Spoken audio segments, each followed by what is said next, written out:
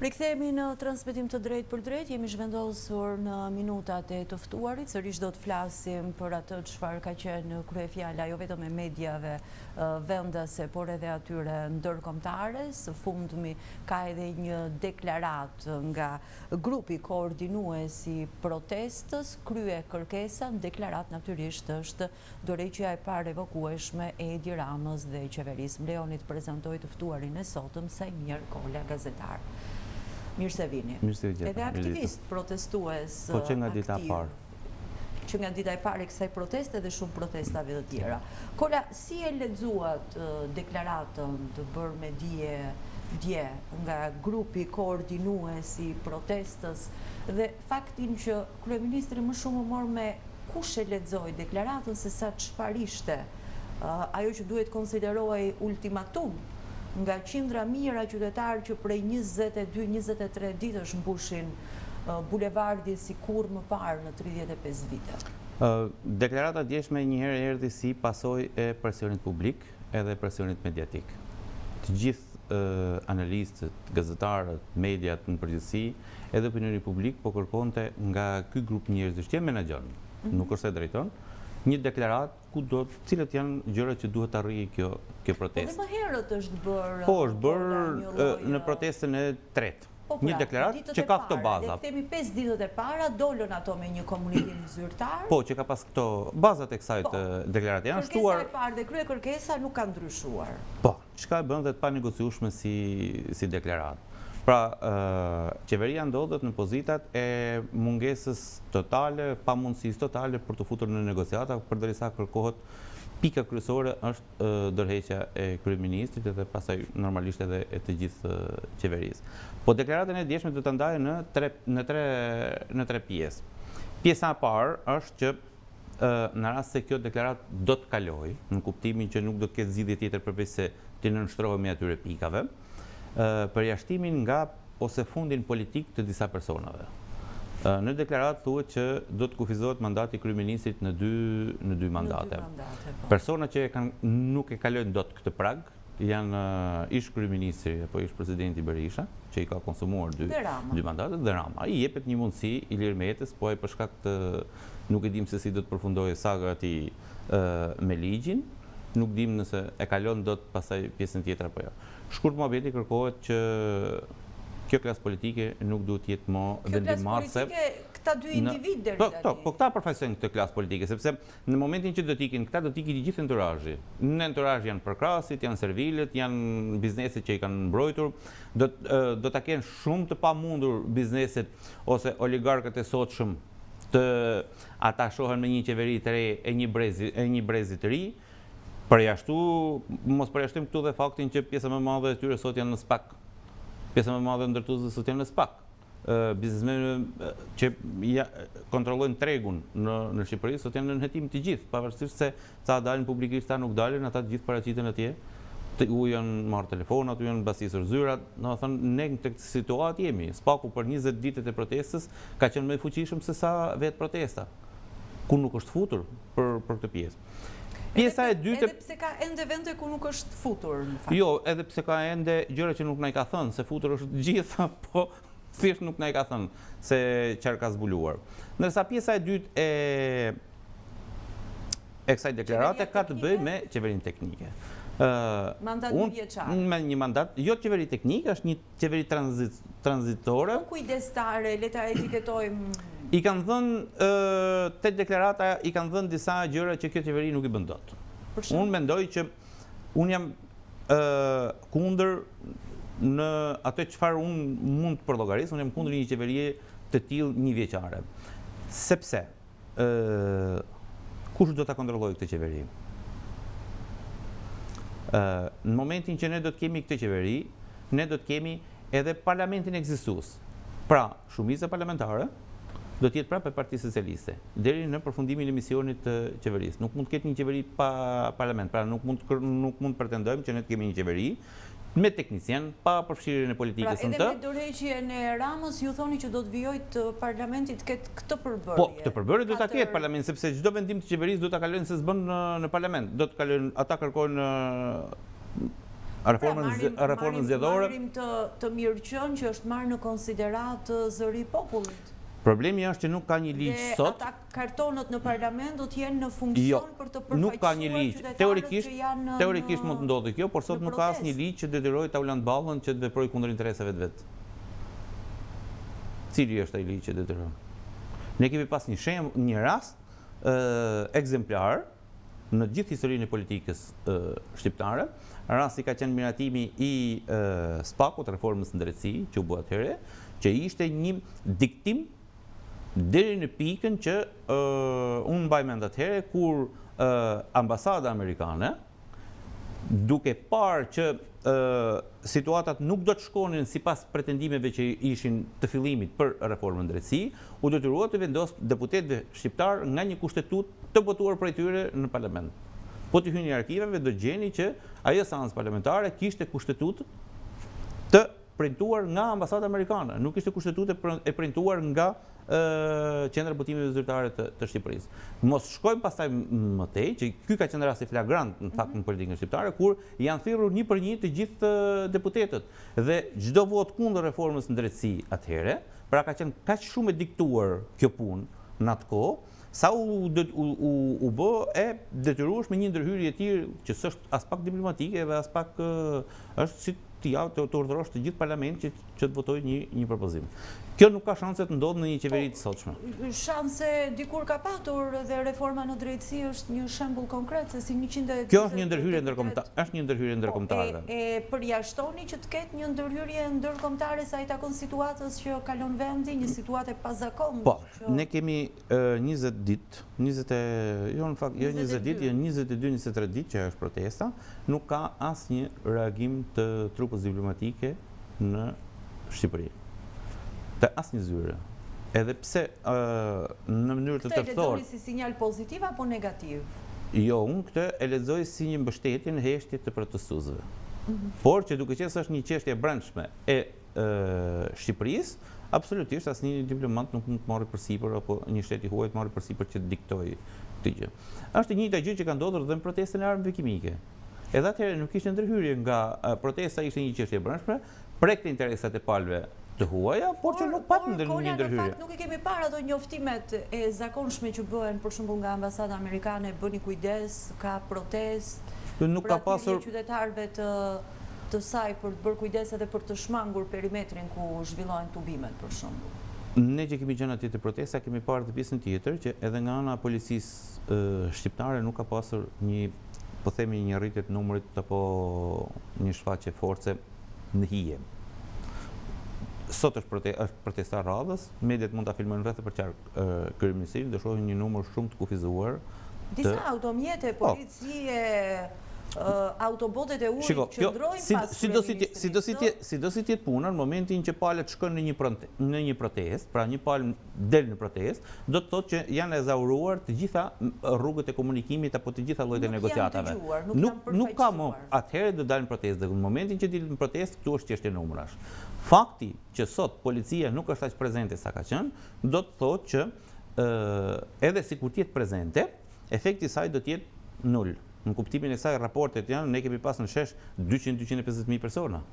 Aktualisht shteti shqiptar ka 1700 policë që mund të merr me menaxhimin e saj. Pra domethënë është nul fare. 250.000 në shesh merret me një protestues që nxjerr një foto i vetëm në shkallët e ministrisë dhe fton i thotë eja.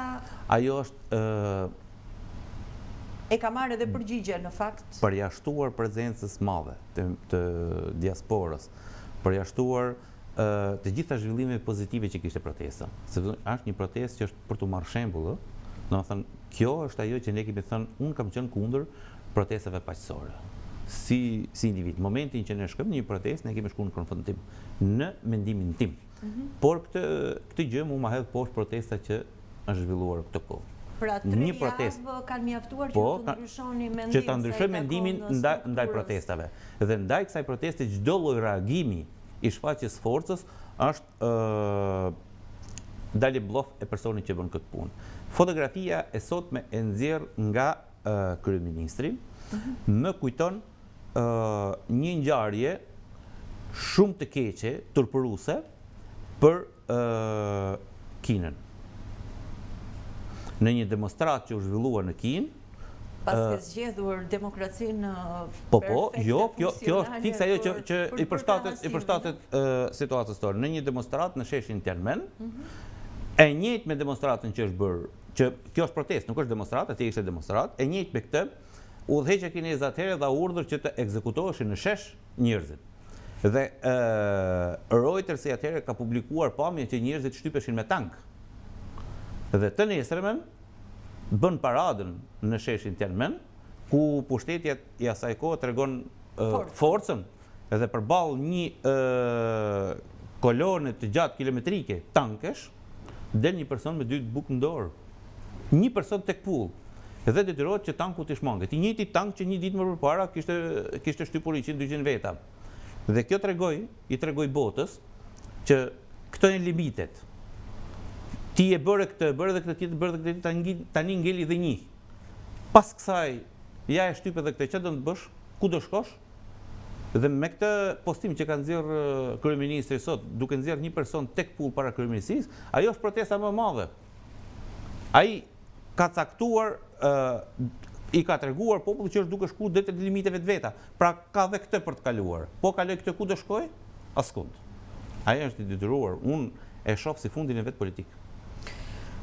Sajmir, ju thoni që keni qenë deri para 3 javësh jo për protesta paqësore, tani keni ndryshuar qasje, si ju edhe shumë të tjerë në fakt, dhe i referohem reagimeve publike të shumë personave të tjerë publik që deri dje insistonin për konfrontim edhe për forma të tjera protestash. Po në këtë formë largohet Rama nga pushteti?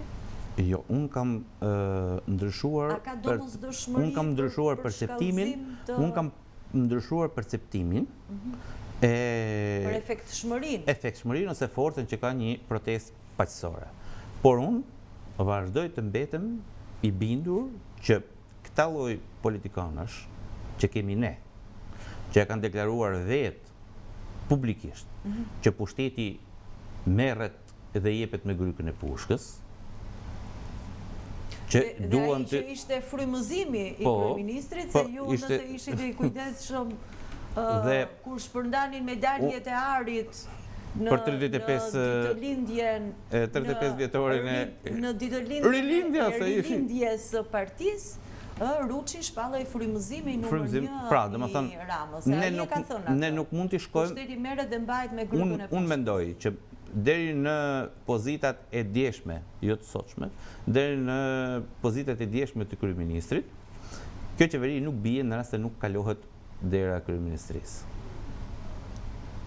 Pra, ai nuk mjafton që institucioni u rrethua. Po, unë nuk e cilësoj si uzurpim të institucioneve. Më kupton, nuk e kam si grushteti apo një sulm ndaj institucioneve. Kjo është një simbolik që i tregon ati që ka hyrë aty me vot, i tregon që nuk të ka ngelur rrugë tjetër përveç se vime të nxjerrim nga aty. Sepse në vetë këmbgulja e këtyre personave që unë do ta bëj investimin, unë do të bëj këtë, unë do të bëj atë, ndërkohë që të gjithë të dhënat të tregojnë që ti je veç se në konflikt interesi, që nuk po i hyjmë kësaj, po jenë totalisht në shkelje ligjore, nuk do kishin rënë ato gardhe nëse do të ishin të ligjshme gjërat. Kështu që unë them që do një ditë kjo protestë ka përshkuar në rast se ky nuk e kupton situatën, se këtë po flasim se ne nuk e dim se a e kupton kryeministri situatën ku ndodhet apo jo. Në rast se ai nuk e kupton situatën se ku ndodhet, unë them që protesta ka për të kaluar në një konfrontim. A do të jetë një konfrontim i vogël, do të jetë një konfrontim i madh? Unë do doje që të mos ishte fare konfrontim, unë do doje që sot pas ditës dilte edhe të tregonte që ishte udhëheqës edhe t'japi dorëheqjen. Por me dorëheqjen ai i jep fund edhe i jetës vet politike publike. Unë kaloj një deputet i thjesht, por jo kryeministër më. Çfarë i druhet Rama për të dhënë dorëheqjen gjykimin? I druhet asaj për të cilën ai e ka bërë qeverinë në këtë lloj forme.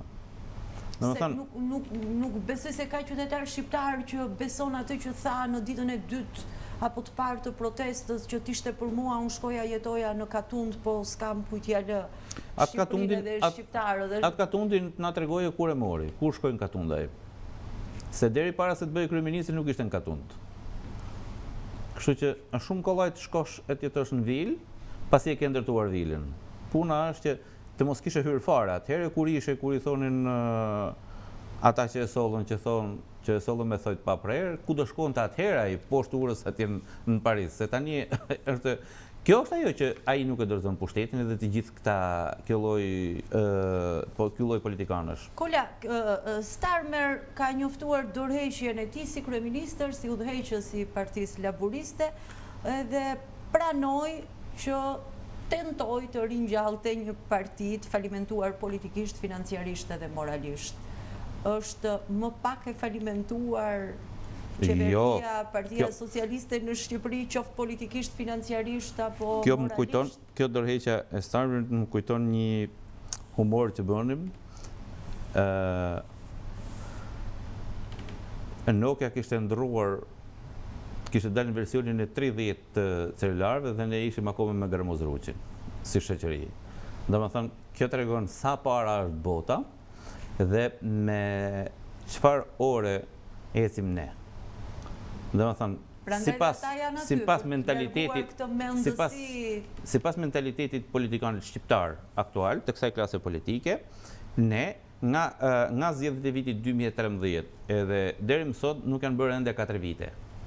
Ndërsa sipas ish kryeministrit anglez, nga zgjedhja e tij deri në momentin që dha dorëheqjen janë bërë 8.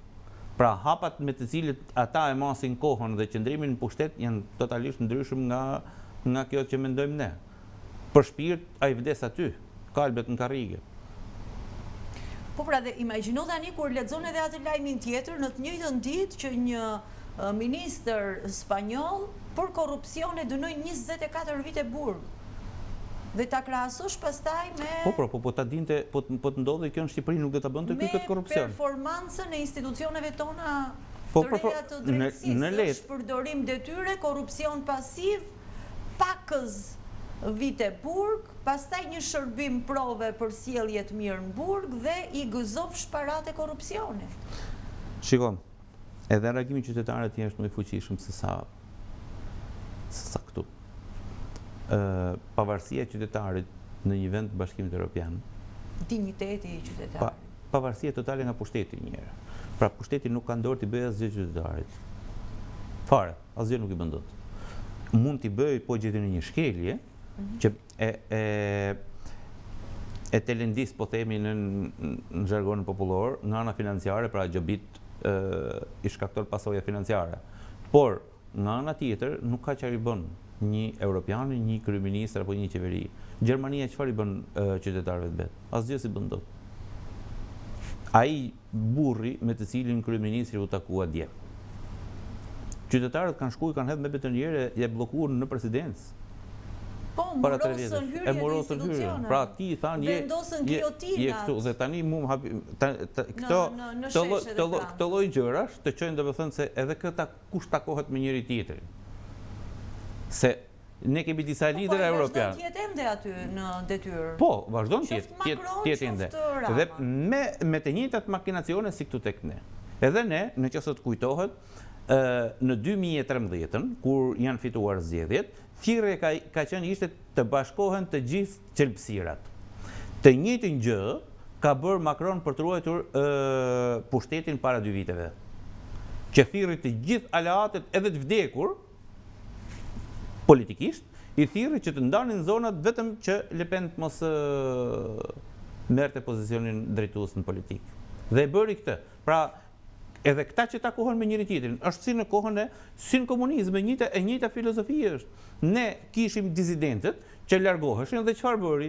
Partia Punës së Shqipërisë bëri marrëveshje me Serbinë që ata të tut kur të vinë këtej të sjellun prap, këta të mitë kur të vinë andej mi sillti prap. Mendosh Kola se ne kemi kaq shumë bivendosje ngjarjesh sa ndonjëherë kujtesa na bën disa lojra të vogla. Mban mend kur thoshte e ka fajin Macron se ne nuk futemi në Bashkimin Evropian? Po. Pra faj është i Macron. Tani nuk është faj.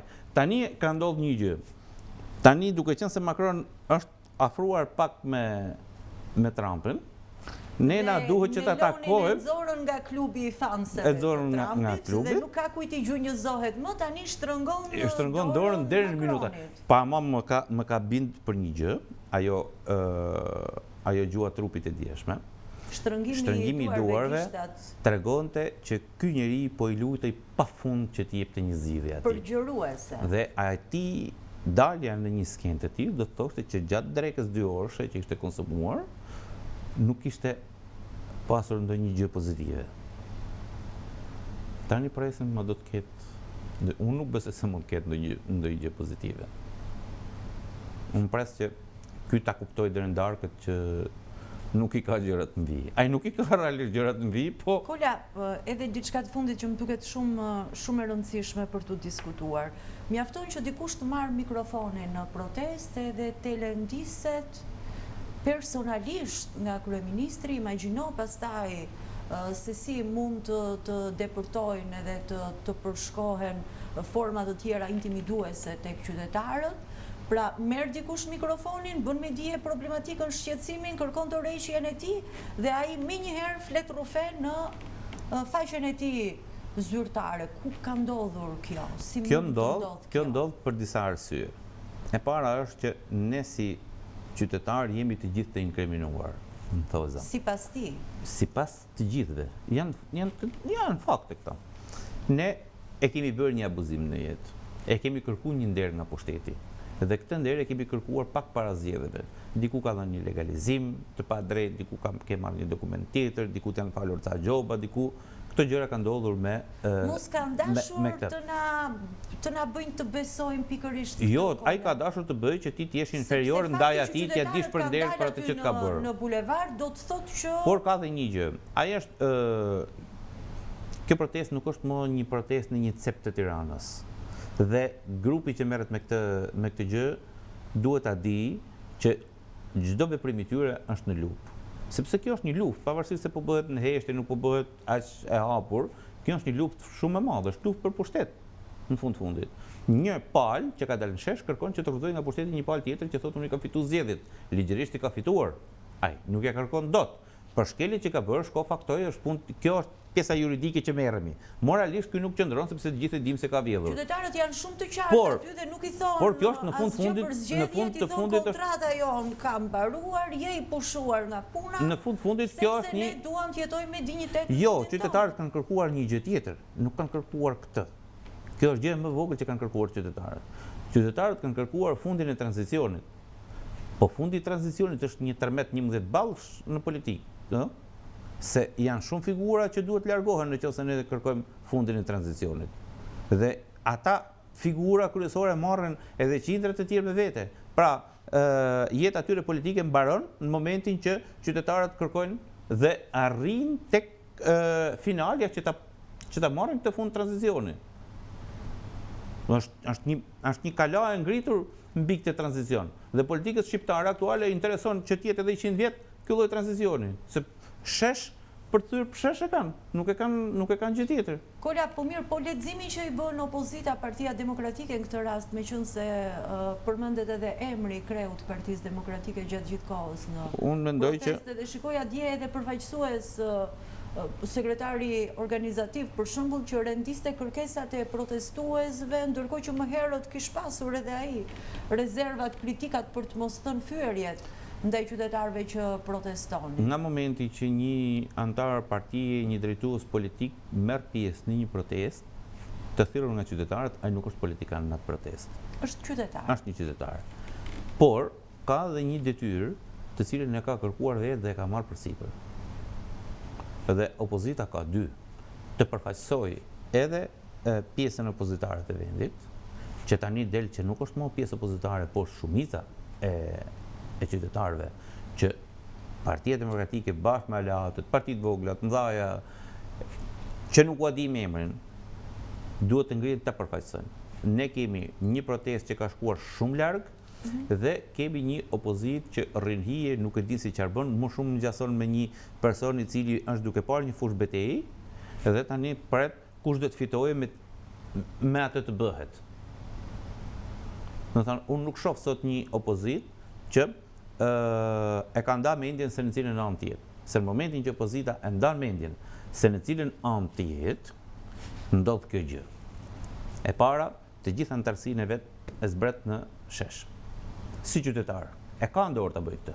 E dyta, përdor të gjithë mekanizmat politik, sepse protesta është qytetare dhe ka një presion qytetar. Por, ndaj qeverisë duhet edhe një presion politik.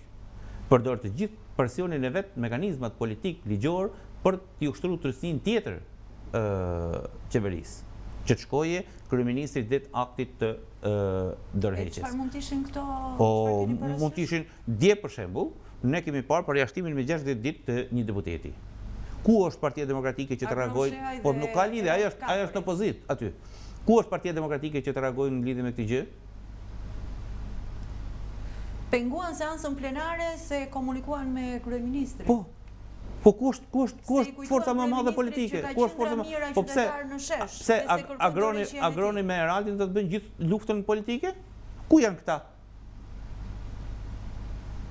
Por që të dalësh atje dhe të bësh këtë që bëjnë ca të tjerë, pastaj ti duhet të heqësh dorë nga disa benefite. Që i ka opozita si po sigurisht që i ka, ai e përdor, është në të njëjtën, shiko, nuk mund të dali nga një kryeministër jashtë retorikës vet, që është mësuar ta ketë me dikë tjetër. Pra, pavarësisht se Partia Demokratike ka qenë në opozitë, Partia Demokratike ka marrëdhënie të drejtë për drejtë me kryeministrin. Pavarësisht kësaj. Se në fundit kur ulet në tryezë për përgatitjen e reformave, me kryeministrin ulet, se nuk ulet me qytetarët. Reformën territoriale me kë po bën? Kola, të lutem, që të shkojmë direkt në thelb. Berisha falenderon qytetarët që marrin pjesë në protestë, ju bën thirrje demokratëve dhe qytetarëve të vijojnë protestat për largimin e Ramës, po ndërkohë aty brohoritet edhe emri i tij. Kjo është një çështje personale kjo është një çështje personale e ish kryeministit Berisha me qytetarët. Kjo çështje personale që e gjykoni ju nuk interferon fare në Partinë Demokratike? Absolutisht nuk interferon. Sepse në rast se ne jemi duke kërkuar dhënien fund të tranzicionit, pjesë e këtij tranzicioni është edhe Berisha. Dhe ai duhet ta pranojë faktin që ka ardhur momenti që duhet duhet të marrë pozicion ansor. Është gjë tjetër vlerësime, janë gjërat e tjera vlerësime që kemi ne në lidhje me punën që ka bërë ai si kryeministër, si president gjatë gjithë karrierës vet politike. Këto duhen shkëputur, nuk kanë lidhje me njëra tjetrën. Ajo që duhet bërë është që në rast se kryetari i opozitës, që ka 30 e ca vite që është kryetari i opozitës, kërkon që kundërshtari vetë të bëjë një akt politik, për të qenë i pasur në këtë gjë, duhet ta ketë bërë vetë aktin politik. Pra që të ketë kartën morale. Duhet ta ketë kartën morale. Sigurisht që atij i duhej kjo ardhje në krye të PD-s, për të treguar siç i duhej edhe pjesa e heqjes non gratës, për të ardhur në krye të PD-s, për t'i bind demokratët se unë kisha të drejtë. Kjo është një gjë e fituar nga ai. Ai tani në mendimin tim, duhet filloj procedurën e menjanimit nga roli drejtuesi i Partisë Demokratike. Sepse në rast se ti ke 250.000 të rinj në shesh, si mund dalësh ti edhe du të drejtohesh në moshën 80 e ca vjeçare? Fizikisht del, moralisht nuk qëndron, sepse këta po kërkojnë që të vijë një klasë e re politike. Si do të shkruash nesër në një letër që ne rinia? Po ne nuk kemi rinia, ne jemi 80 vjeçar. S'kemi si t'jemi rinia. Tani secili duhet ta kuptoj. Funksionon si një familje, kur babait do t'i vije mosha për të mos qenë i Zoti për t'i dalë hallave përsipër, duhet t'japi të menjanohet, lër idealin. Kështu është. Qartë, Sajmir ka 1001 çështje të tjera për të diskutuar, po besoj se ditët javët i kemi gjata në vazhdim, siç edhe do kemi gjëra që se dim se si mund të ndodhin. Kështu që unë ju falenderoj për bisedën sot, edhe miru takofshim në vazhdim. Faleminderit. Me Sajmir Kolën ishim zonja dhe zotrinj, një gazetar, por edhe aktivist, folëm për protestën mbar kombëtare. Shqipëria nuk është në shitje, e cila ka dalë dje edhe me një deklarat ku krye kërkesa vijon të jetë dorëheqja e Edi Ramës. Ju falenderojmë për vëmendjen tuaj.